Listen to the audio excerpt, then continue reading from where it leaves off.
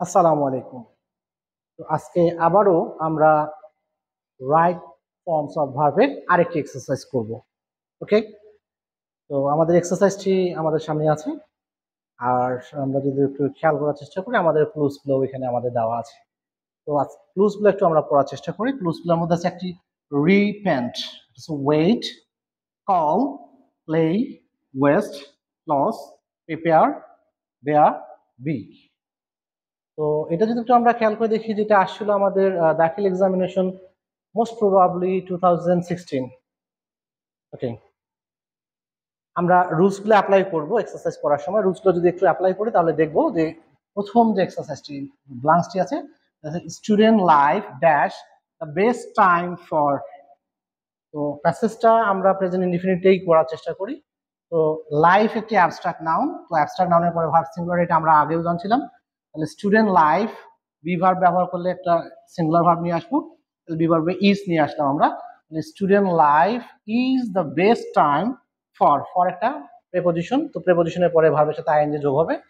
তো best time for preparing, প্রস্তুতি নেওয়ার জন্য। oneself for future. It is dash the seed time of life, এটা একটি প্যাসিভ বাক্য। তো প্যাসিভ বাক্যে আমরা জানি বি ভার্ব বলে am, is, are, was, were, will B.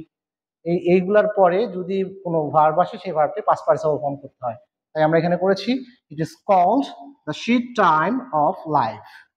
So during this period of life students must, must not, আমরা একসঙ্গে বলছি মাস্টন্ট, মুডাল অক্সিলারি, তাহলে ভার্ব আমরা ব্যবহার করব সিঙ্গুলার বা ভার্বের base form. Mustn't waste time, mustn't waste time, they should, should আরেকটা মুডাল অক্সিলারি, এখানে যে ভার্বটা আমরা ব্যবহার করব সেই ভার্বটিও আমরা ভার্বের বেস ফর্ম ব্যবহার করব। তাহলে they should bear in mind that time dash for, time একটি অ্যাবস্ট্রাক্ট নাউন, তাই ভার্ব সিঙ্গুলার ইউজ করব। টাইম ওয়েটস ফর নান, সময় কারোর জন্য অপেক্ষা করে না। টাইম ওয়ান্স, এই ওয়ান্স স্মরণ রাখবো যে যদি কোনো বাক্যের মধ্যে ওয়ান্স দেখি তাহলে সেই বাক্যটিকে আমরা পাস্ট টেন্সে লিখব। তাহলে time once lost, time once lost, তাহলে আবারও আমাদের ভার্ব আসছে প্যাসিভ বাক্য, যেহেতু ইটস লস্ট ফর এভার, সময় যদি একবার যায় তাহলে চিরকালের জন্যই চলে যায়। If a student, if a student, আবারও ব্লাঙ্কস আসছে, এই ব্লাঙ্কস আমরা কি ব্যবহার করব? If a student West his time, যদি একজন ছাত্র তার সময় নষ্ট করে, অর্থাৎ এখানে ভার্ব সিঙ্গুলার ব্যবহার করছি কারণ এই স্টুডেন্ট বলা হচ্ছিল।